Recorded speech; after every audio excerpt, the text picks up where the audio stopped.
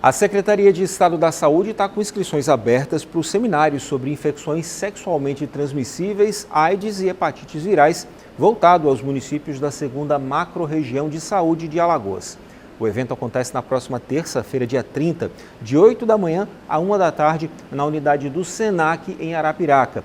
A programação vai abordar temas como o cenário das ISTs e hepatites virais em Alagoas, prevenção, organização do atendimento e esclarecimento de dúvidas sobre HIV, sífilis, PrEP e PEP. A iniciativa faz parte do projeto Alagoas Vigilante, que busca fortalecer e atualizar as ações de vigilância em saúde nos municípios alagoanos. As inscrições devem ser feitas pela internet. Mais informações no site saude.al.gov.br. Luiz Alberto Fonseca para a Rádio Difusora.